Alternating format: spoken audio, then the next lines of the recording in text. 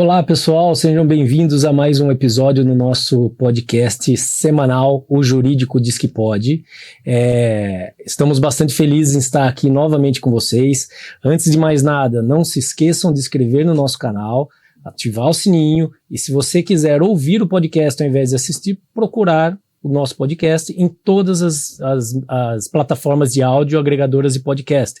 Deezer, Spotify, Apple Podcast, Google Podcast, enfim, tem mais de uma dezena aí de plataformas que vocês podem nos acompanhar.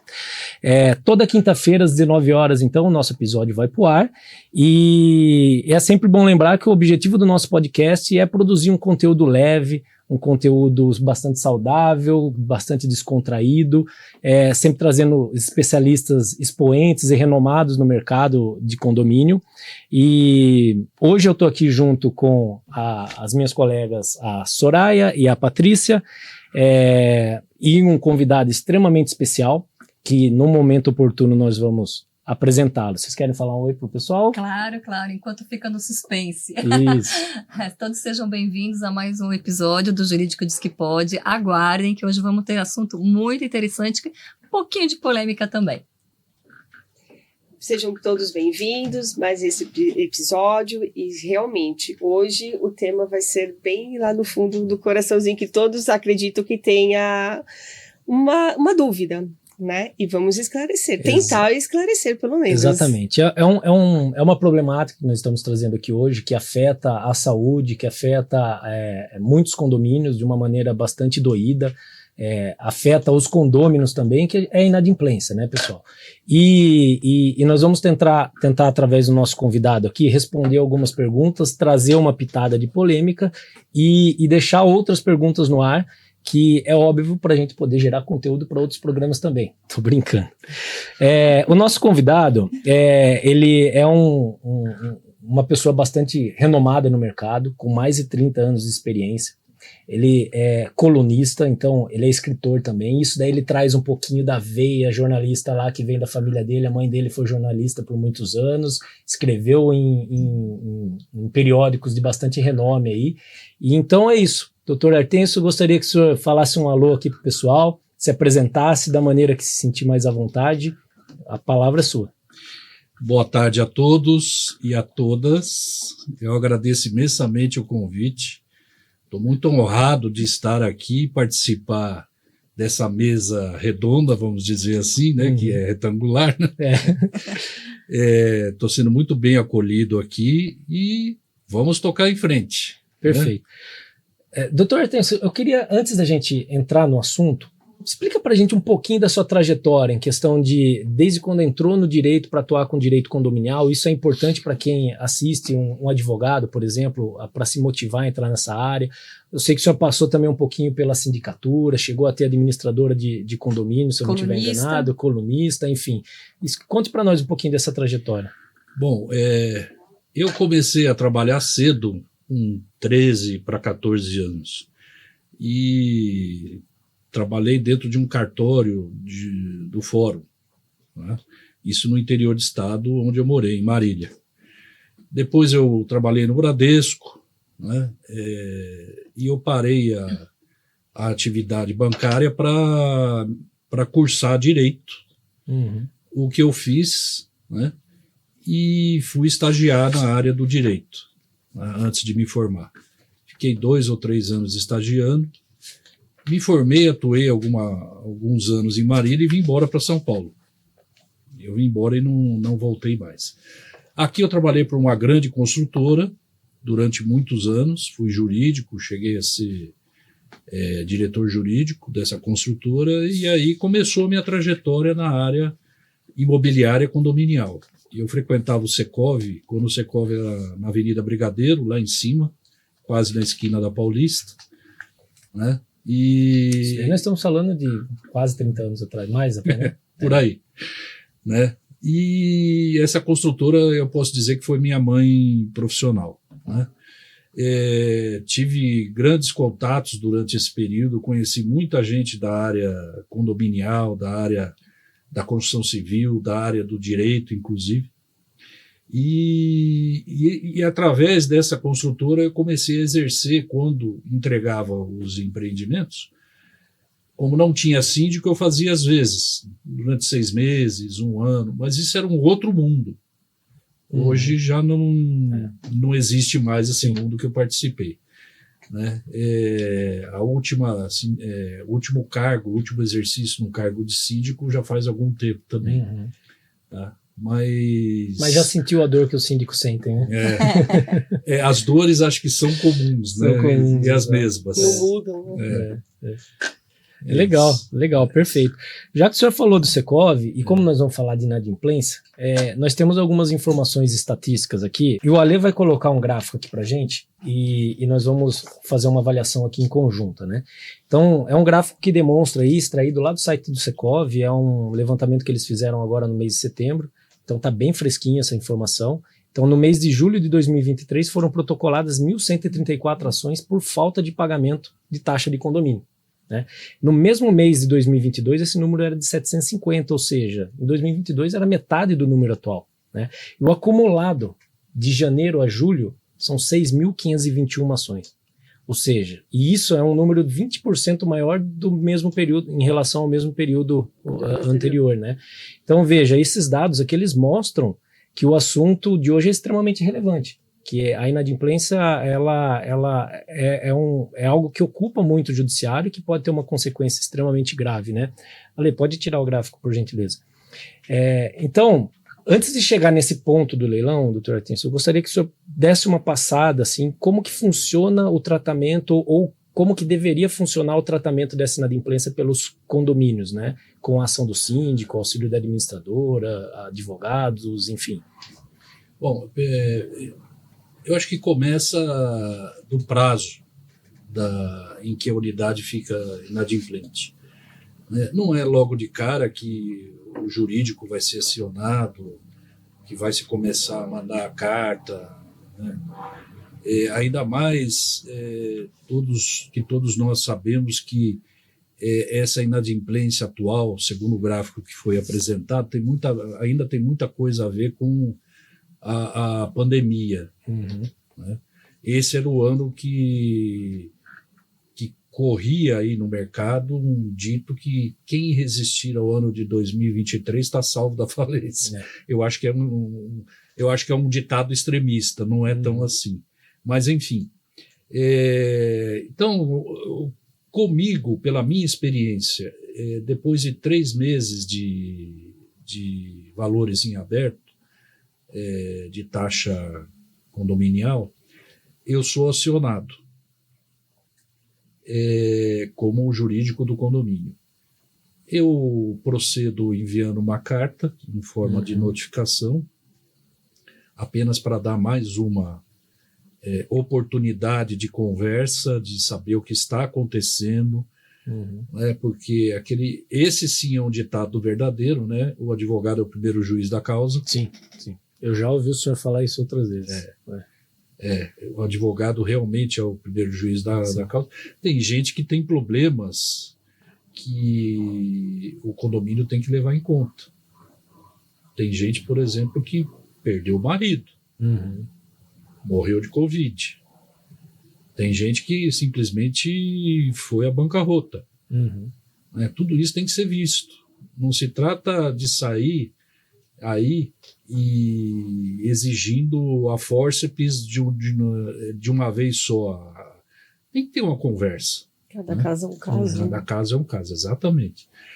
E não havendo acerto, aí sim a gente protocola essa medida expropriatória, né? A execução, e se leva em frente a ação judicial. Doutor, colocou muito bem essa situação de que a gente precisa fazer essa análise com empatia do momento que o condômino está vivendo. Então, o senhor traz hoje para nós que a tolerância é algo que deve ser levado e considerado pelo síndico.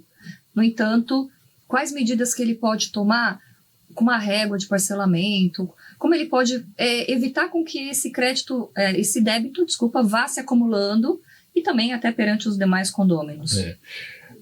Primeiro eu quero destacar que foi muito oportuna a colocação sobre tolerância. A gente acompanha, doutor. Outro dia eu falei sobre isso. Uhum. Né? E a gente não exerce a tolerância.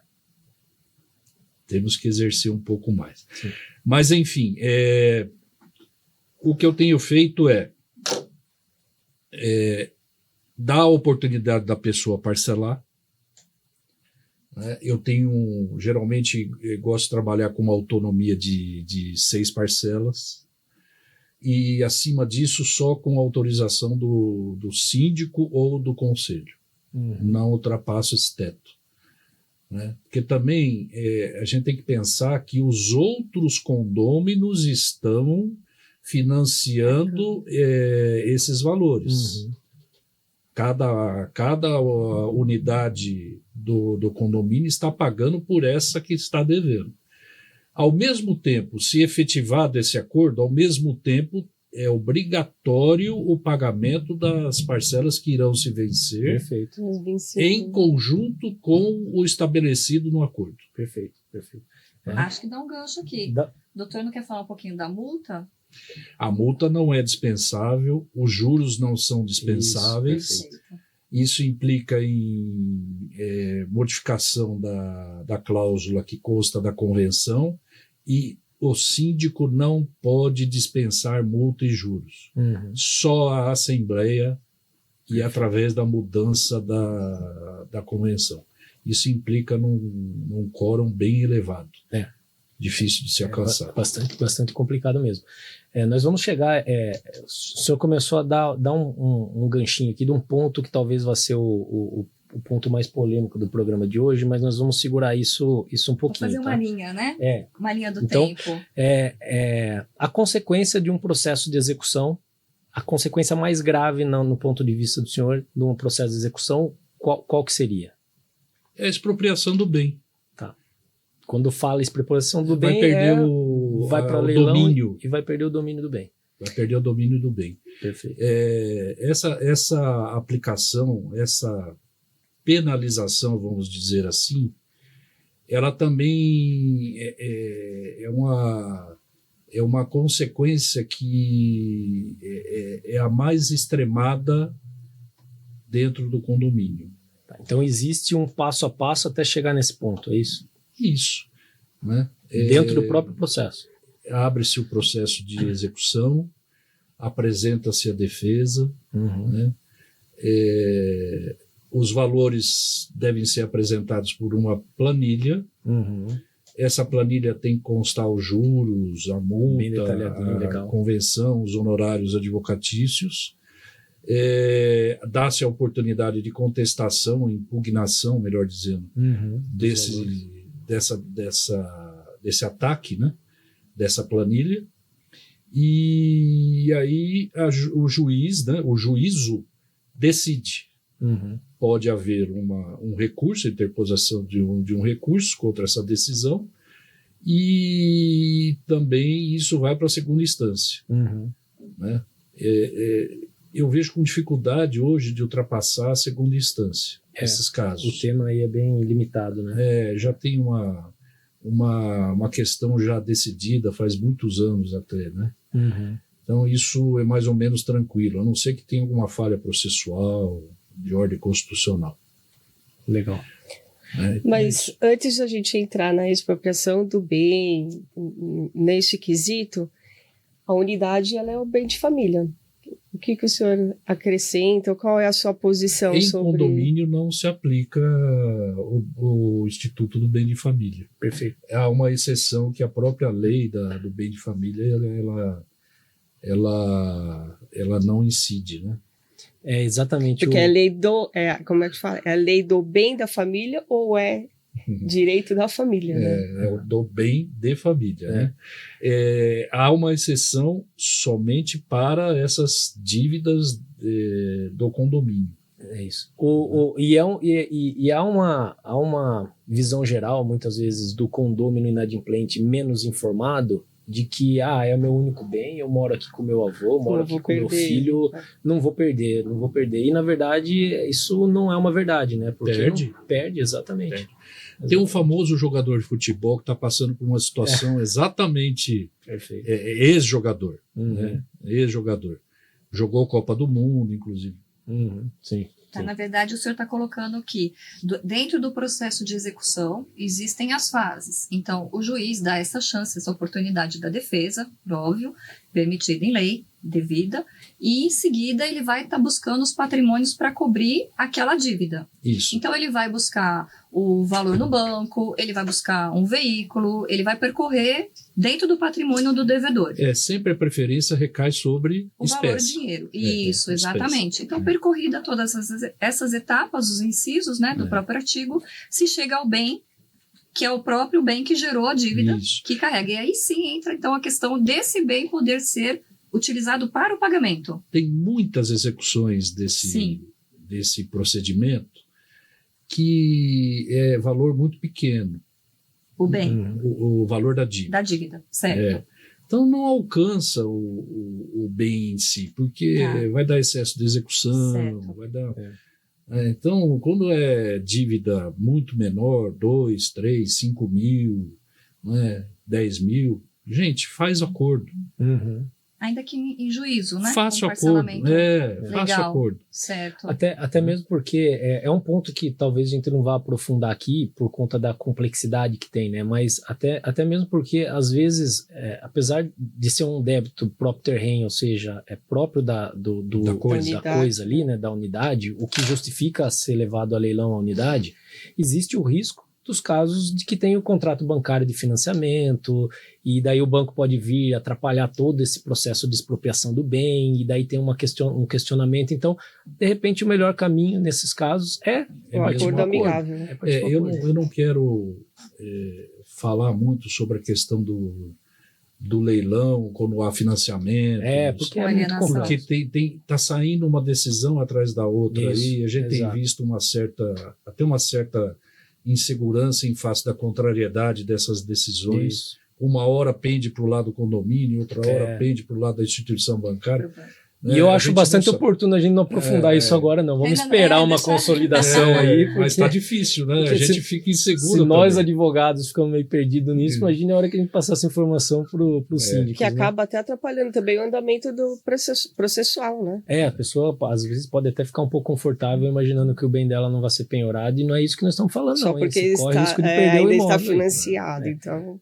O risco de perder o imóvel é latente, é real. É concreto, opa. Está previsto na legislação, enfim, é isso daí, né? Agora eu queria entrar no ponto, talvez, o ponto polêmico, né? O senhor tem um artigo que fala quem é o destinatário dos valores arrecadados dos processos de inadimplência, né? Discorra para a gente sobre esse assunto, que eu acho que isso daí é bastante interessante a gente tentar tratar um pouco sobre isso. Então, eu me coloco na condição de síndico, e eu sei que o que eu vou expor aqui vai trazer dor de cabeça, não vai ser digerido isso com nenhuma facilidade. Tomara que o senhor traga aqui, eu trago um monte de comentário lá no YouTube, porque isso daí gera engajamento, o nosso canal vai ser distribuído para todo mundo. Supondo que haja uma ação de execução com medida de expropriação, perda do domínio dessa unidade habitacional, isso vá a leilão, se efetivo o leilão, né, o leilão ocorre, alguém vai lá e arremata, e o dinheiro proveniente do leilão retorna para pagamento da dívida do condomínio. Até aí não há muita dificuldade, não há muita novidade. O problema se estabelece um passo antes. Por que eu digo isso? Porque durante o período em que essa unidade está inadimplente, alguém tem que pagar a conta dessa unidade. O condomínio, por si só, não tem fonte de renda. A fonte de renda do condomínio é a taxa mensal das despesas condominiais. É a única fonte de renda do condomínio, aliás. Se não houver cada condômino, cada unidade pagando esses valores, o condomínio não tem como suportar as despesas mensais, contratos, contas de consumo de concessionárias públicas, administradora, advogado. Não tem como suportar esses valores. E aí tem que repassar justamente para os condôminos. Todo mundo vai compor a falta que aquela unidade inadimplente, né, está ocasionando. Então, isso se torna um empréstimo forçado. Vou usar a palavra compulsório aqui, mas não se trata bem disso. Tá? É um empréstimo forçado dos outros condôminos, porque uma cota parte daquela dívida vai ser carreada pela fração ideal dos demais adimplentes. Né? E é aí que está estabelecida a situação. Retornando para frisar bem, o condomínio não tem fonte de renda. A única fonte de renda do condomínio é a cobrança da taxa mensal. Sim. Então, isso significa dizer que quem financia o condomínio são os próprios condôminos, quem Perfeito. toca a vida financeira do condomínio. Né? Nesse ponto já deu para estabelecer que os condôminos têm o direito de haver o retorno do dinheiro que eles emprestaram ao condomínio para fazer frente às despesas. Né? Então, antes do condomínio embolsar esse dinheiro, cair na conta corrente e tal, o que, aliás, isso deve ocorrer por medida de segurança, porque não dá, quando o dinheiro é liberado nos autos do processo, tem que ir para algum lugar. Sim. E o lugar é o do credor, sem dúvida. A conta corrente do credor, que é o condomínio. Então, esses valores são direcionados para a conta corrente do condomínio. O condomínio, na minha ótica, teria que proceder primeiro a um comunicado interno aos demais condôminos, onde se disponibiliza o saldo, avisa da situação e informa da data da assembleia para decidir o que fazer com o dinheiro. Entendi. Tem que ter uma assembleia, portanto. Tá. O que não é usual, né? A gente não vê acontecer numa situação Eu dessa. nunca vi isso. Nunca vi. Eu ia fazer exatamente a pergunta para o doutor. Eu nunca vi Você isso. já Você acompanhou também um nunca- caso como esse? Não, eu nunca vi. Eu também nunca vi. Pode ter acontecido, mas Talvez eu não... algum condômino ou outro, de forma isolada, tenha vindo fazer esse pleito em juízo, mas dessa forma levar para a Assembleia, para a destinação desse valor que veio pelo levantamento judicial. E por que eu falo assembleia? Por que eu falo da necessidade de acontecer a assembleia? Primeiro porque você alcança a massa condominial por inteiro. Quem não for, não participar, já decidiu o destino. Vai ficar no caixa do condomínio. Se assim for votado. Sim. É interessante agora eu dizer assim, na Assembleia, vamos supor, a doutora Soraya levanta e fala, eu quero dinheiro na minha conta. Bem capaz. Estamos aqui diante de uma situação que tanto pode influenciar Terceiros. uma insurreição, né?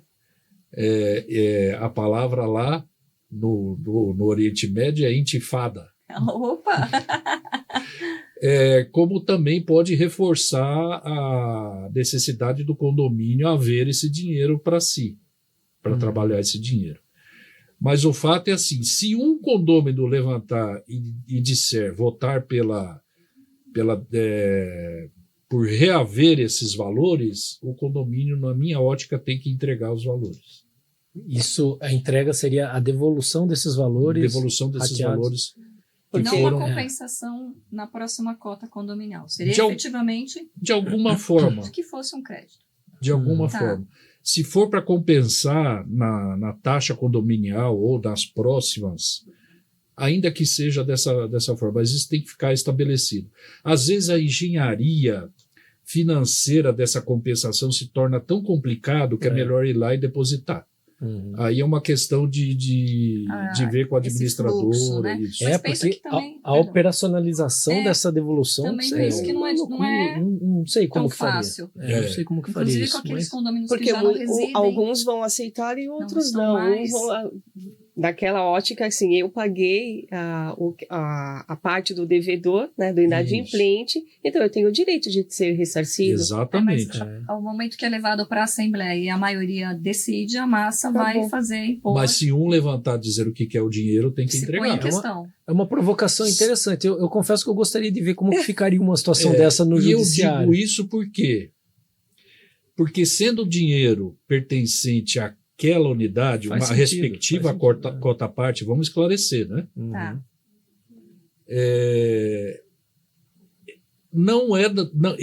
Essa espécie não é de propriedade do condomínio. Se transforma em coisa alheia. E se o condomínio não devolver, ciente da exigência do credor, que no caso é o condômino, há uma modalidade aí penal que pode atingir uma das situações de estelionato, talvez, em tese. No mínimo uma apropriação indébita. Exatamente. Está em posse. Exatamente. Em defesa, o que o condomínio poderia alegar, né? Eu sou um condomínio, que eu sou uma união, então tudo que tem aqui é de todo mundo. Inclusive o dinheiro que está paradinho na nossa conta é de todo mundo. Então, em tese, eu não devolvi individualmente, mas o que está aqui é de todos. Né? Seria o único argumento, talvez então o argumento para Ele tentar. já está desenvolvendo tese. Eu estou tentando pensar. Ele vai pensar porque é uma provocação interessante isso daí. Mas vamos voltar lá para trás? Vamos.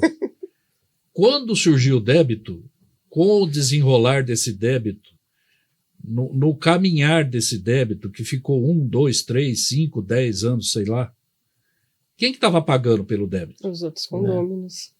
O dinheiro nunca foi do condomínio. Nossa, eu quero ver se eu vou conseguir dormir bem, porque eu vou raciocinar bastante nesse... Porque é muito interessante isso. A unidade adimplente já pagou pelo condomínio. É isso que tem que ficar. Esse racional em torno disso, o senhor desenvolveu isso, buscou em tem algum outro colega nosso, advogado, que tenha desenvolvido isso? Porque eu acho que talvez é a primeira vez que estou ouvindo e confesso que entendi toda a lógica por trás. Tem sim. E vai me fazer pensar bastante. Né?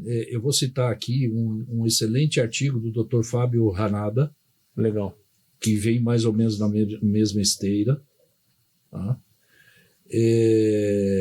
E essa questão, da onde surgiu isso para mim? É bom eu dizer isso até, esclarecer.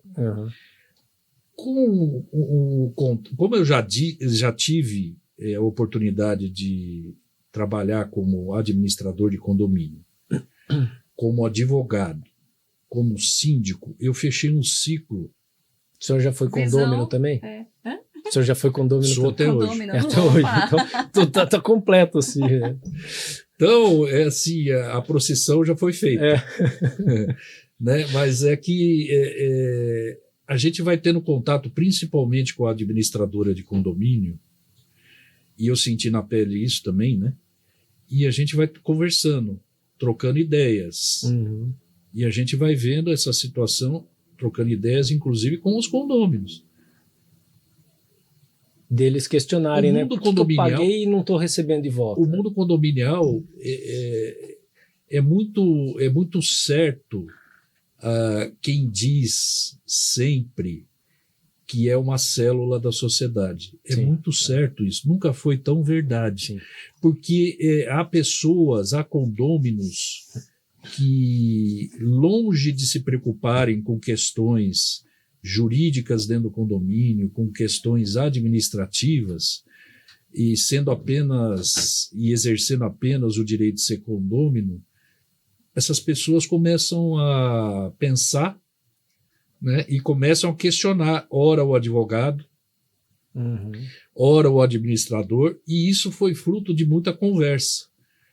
E essa questão foi recorrente durante algum tempo, até eu começar a formar uma ideia, porque a ideia também não é difícil de surgir de uma hora para outra. Então isso foi fruto de muito questionamento, não foi um só, não. Né? Então a gente vai aprofundando com a vivência, com a prática. Né? Isso não tem em livro. Não tem em livro, exatamente. Não tem livro. Se formos procurar numa pesquisa no TJ aqui de São Paulo ou nos outros estados, fomos remexer no STJ também, aposto que nós não vamos encontrar nada. Né? Não devemos achar nenhum julgado assim, exatamente assim. Mas talvez porque nunca ninguém tenha levado essa provocação. Até hoje, né? Até hoje, Até que agora hoje, tudo... porque depois o programa irá ao ar. Mas há uma outra sementinha. dificuldade. Há uma outra dificuldade. Tem um mas. Sempre tem, né? Sempre tem um mas. O jurídico é muito chato por causa disso, né? Depende. Não, mas é certo que... Depende. Pera lá, Depende. disseram que... Quem disse? Né? É sempre assim. Na verdade, o direito condominial ele vem se desenvolvendo e nós, profissionais operadores dessa área do direito, também estamos caminhando, estamos progredindo cada vez mais. Né? Esses estudos têm sido aprofundados nos últimos anos, com a entrada em vigor, inclusive, do novo Código Civil, que derrogou parte da Lei 4.591, que antes tratava do assunto, né? E deveria ter sido mesmo atualizada a lei. Né? Eu estava dizendo há poucos instantes, inclusive, que se prepara uma nova atualização do Código Civil já tem muita coisa para ser modificada. Né? Então, essas coisas vão acontecendo com a vivência, com o estudo, a sociedade está mudando, a gente está vendo todo dia dentro dos condomínios como estão acontecendo problemas que antes da pandemia não existiam. Né? A gente está vendo muito problema acontecer que não era para estar rolando. E está se tornando recorrente. Recorrente, em situações delicadas. Sim. É isso que a gente costuma sempre falar aqui no nosso programa, né? Essa dinâmica muito própria que o condomínio tem, diferente talvez de um direito empresarial, por exemplo, que também tem a sua própria dinâmica com relação à sociedade, mas eu acho que no condomínio é muito mais tangível, né? As coisas acabam tendo uma necessidade de atualização muito mais rápida, né? O que eu vejo é que as pessoas estão muito sensíveis a tudo. A tudo. Desde o espirro de uma criança. E daí a gente entra naquela situação da tolerância, né? Bom, mas enfim. Então esse dinheiro, ele tem que ser dado a oportunidade, né, da manifestação dos condôminos em assembleia. Quem não for à assembleia vai ter que acatar a decisão que a massa ali, a maioria, tomar. Né? Porque geralmente as decisões ocorrem em segunda chamada. Isso. Né? Você vai me perguntar de um quórum, a questão é individual. Porque a propriedade, diante desse raciocínio, a propriedade, o patrimônio ali, um. o dinheiro ali é de cada um. Então, né? o que o doutor, tentando traduzir, o que o doutor está trazendo é que se um único condômino levantar esse questionamento durante a assembleia, ainda que os demais não o acompanhem, ele teria o direito ao ressarcimento. Sim, porque o dinheiro não é do condomínio. Sim. Ele financiou. Sim. Agora, precisa ver se ele realmente financiou, né? Se ele pagou Se ele não era morador recente. Morador recente. Tem uma tabelinha aí complicada para ser feita. Aí né? tem que ver a questão do histórico da unidade. Sim. Veja como que é legal o podcast nosso, né? A gente pensa num rumo, vai para um outro e agora nós vamos ficar aí algumas semanas pensando Aí nisso, tem base, tem fundamento, tem coerência. Então, é fantástico. Nesse novo aprendizado. Sim. Mas eu tenho uma pergunta com relação ao arremate. Vou voltar um pouquinho, porque é uma curiosidade, inclusive, de nossas ouvintes, espectadora, não sei se ela acompanha de áudio ou pelo próprio programa, mas ela traz aqui um questionamento com relação ao apartamento que vai a leilão. Então, o imóvel foi adquirido, foi penhorado, em razão da dívida do condomínio, mas no arremate, esse valor do arremate é inferior ao valor da dívida. Como é que ficaria essa diferença? Que a pessoa ainda continuaria, o novo adquirente ainda continuaria inadimplente. Isso. Como ficaria essa diferença? Ele se arrematar... Doutor, deixa eu só falar o nome da nossa colega. Dani Geiger. Gelger. Tá bom, desculpa. Por favor. Esse valor que fica faltando, né, vai ter que ser buscado de alguma forma, né? E o arremate, se houver, isso depende da chancela do juízo, né? Não é só ir lá e depositar, precisa ver a formalidade disso tudo. O dinheiro vai ter que ser, a diferença vai ter que ser buscada. Se busca, então, em cima do novo adquirente do imóvel, que vai permanecer inadimplente. Se não pagar, né? Às vezes ele topa porque a gente tem que pensar também o seguinte, quando há esse leilão, o bem que está sendo leiloado, ele já vai ser exposto a um valor menor do que do mercado. Sim, muito tem uma defasagem. Grande. Né? Então aí tem um espaço Sim. que pode... Só não pode chegar no preço vil, né? Enquanto isso... Exatamente. E às vezes o imóvel vale a pena. Por isso da importância dos síndicos, dos condomínios agirem de maneira célere na cobrança disso, né? Levando em consideração a empatia, a situação de cada um, mas para tentar evitar que chegue numa situação dessa monta, né? Do valor do próprio imóvel não ser o suficiente para fazer frente ao débito que está amarrado nele. Né? Exato. É interessante porque se trata de uma penalização, o leilão. A expropriação em si do imóvel, do domínio, se trata de uma penalização. Pensando em pena, tem outras medidas dentro do Código Civil que indicam nessa mesma situação. Por exemplo, a pena pela atitude do condômino que se torna caracterizadamente antissocial. Sim. Ele pode vir a perder o direito de uso do imóvel. Uhum. Sim. Também. Sim. Ele não perde o domínio, mas ele perde o direito a usar o imóvel. Né? Então, o que eu quero dizer é que, para o síndico, está longe de ser uma felicidade agir dessa forma.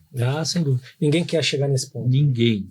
Para quem sofre essa imposição, essa pena, é pior ainda. Uhum. Imagina um pai de família passando por uma situação em que ele não consegue pagar sem prejuízo da própria família, da manutenção. Sem dúvida. Como é que isso não bate na cabeça dele e dos filhos? Gente, isso é um negócio horroroso. E às vezes para ele adquirir o bem ali, ele fez um sacrifício enorme, né? Exatamente. Mas assim, mas está na lei. Está na lei. Está na lei. E a lei tem, né, nesses casos, tem que ser cumprida. Ninguém pode ficar eternamente numa situação assim. Se não tem condição, pelo menos tenta, antes de acontecer isso, vender o imóvel. Uhum. Pagar a dívida, fazer um parcelamento, ver alguma coisa. Eu tive um caso que o cara estava devendo lá pro banco, estava devendo pro condomínio, e eu falei, a única solução que você tem aqui, se o banco retomar esse imóvel, você vai continuar com débito porque não vai ser o suficiente para quitar todo o saldo devedor. Se o condomínio conseguir levar leilão, você também vai ficar com uma dívida ali. Então, eu acabei indo atrás e arrumei um comprador para o imóvel dele. Então, o comprador foi lá, quitou o boleto do banco, quitou o boleto do condomínio e ele transferiu. Ele saiu empatado, mas pelo menos ele não saiu com a dívida para carregar pro resto da vida. Ficar sem o imóvel e ainda carregando uma dívida, né? Então, talvez a melhor solução. Eficiente, né? Poxa, Foi algo com equilíbrio. Mas bacana. Depende de a pessoa, quando fica com essa espada no pescoço, não pensa direito. Não, mas foi todo um trabalho. Ele tentou com corretores e não conseguiu mais dinheiro. Eu falei, a única solução que você tem é essa. Não foi um valor muito abaixo do valor do... Talvez seria o valor que o imóvel seria arrematado, mas ele conseguiu resolver os dois problemas numa negociação, né? Só. Né? Atendeu. Gente, é importante dizer que, em razão da pandemia, tem muita gente ainda passando os efeitos. Tá? Os condomínios ainda têm, o próprio gráfico do Secov que foi apresentado aqui por vocês, prova isso que eu estou falando, né? E é uma situação para lá de constrangedora. Não se trata aqui de passar a mão na cabeça, não é isso, mas de procurar resolver da melhor forma possível, dando oportunidade ao devedor e preservando o direito do condomínio e dos demais condôminos. E sempre tentar fazer o acordo amigável, não o judicial, porque é muito triste para uma família perder o imóvel, com tanto sacrifício que ele teve para fazer e constituir, né? Isso se reflete nas ruas, né, doutora? A gente vê como aumentou muito a população dos moradores de rua. Então a gente percorre aqui pela cidade de São Paulo, é algo assim realmente muito triste.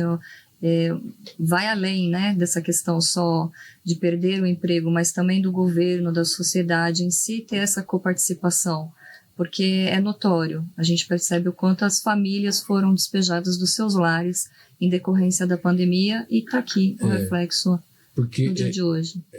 Como eu disse agora há pouco, dói ver essa situação. Sim. Isso não é brinquedo. Sim. Né? Mas tem algumas instituições que não ligam muito para isso. Exatamente. Doutor, você viu como que o papo aqui flui, passa rápido? Estamos chegando no final já, nós temos aí Tô cheio de perguntas. Então, vamos lá. Essa pergunta vai ficar para uma próxima, hein? Uma próxima. Vai. Vamos fazer o seguinte, a gente grava uma na sequência, que só tira o paletó, muda a posição, o segundo episódio, a gente Bacana. Segue nisso. Bom, estamos chegando ao final, então. Soraya, você quer falar alguma coisa? Quero, a Lê vai me ajudar aqui, que nós estamos cheios de eventos para divulgar, para anunciar. O primeiro, Dr. Antônio Artêncio vai estar nos prestigiando. Ali, dá um close aqui para nós, olha. Primeiro Congresso Estudantil de Direito Imobiliário e Condominial, participação do Dr. Antônio Artêncio Filho, palestrante confirmado, para o dia 24 de outubro agora, lá na Fundação Santo André.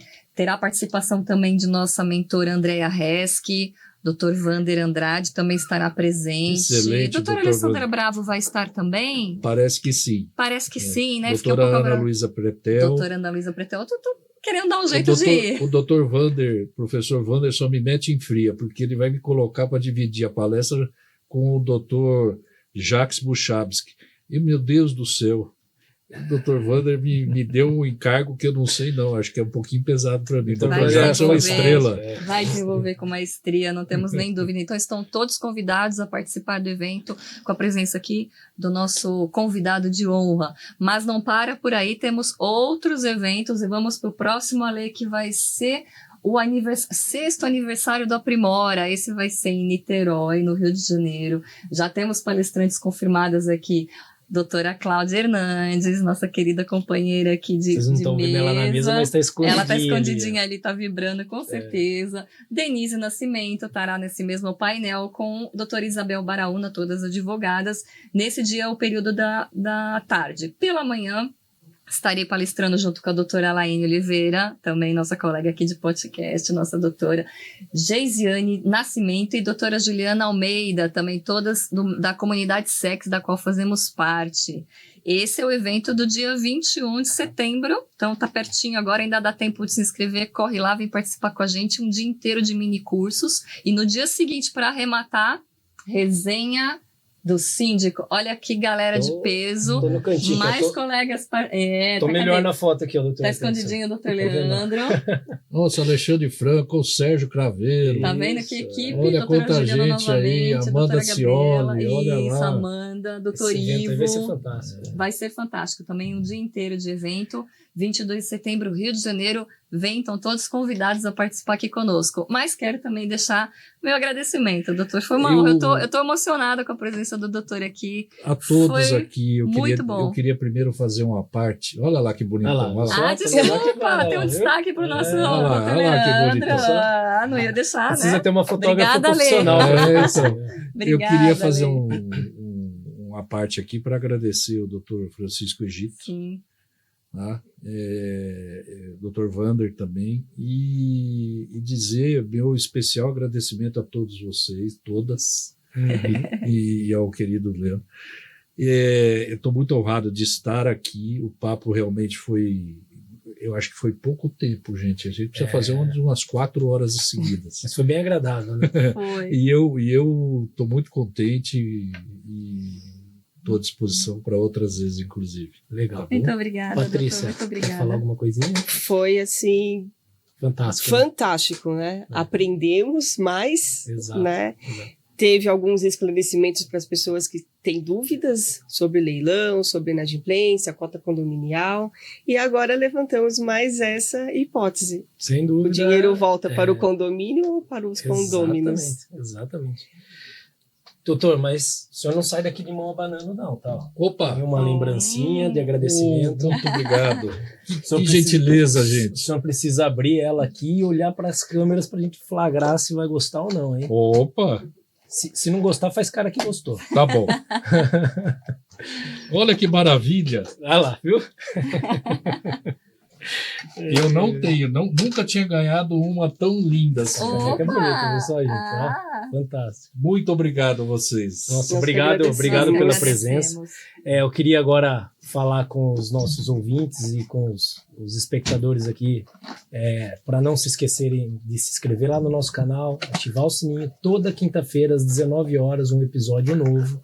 Sigam nós lá também no Instagram, @o Jurídico Diz Que Pode. Dá uma moralzinha lá, que lá a gente vai colocar todos esses eventos, todas as novidades sobre os próximos convidados. Tem um quadrinho ali que é fantástico, que é o Vale a Pena Ver de Novo, onde vocês podem revisar o que já foi pro ar e poder, através do link, acessar o YouTube e assistir o episódio completo. E eu acho que é isso, né, Sim, Soraya, sim. né, Patrícia? É isso aí, Ale. Pessoal, é isso aí. Quadra, Ale. Agradeço mais uma vez a Ale. presença, porque aqui Ale. o jurídico Diz que pode!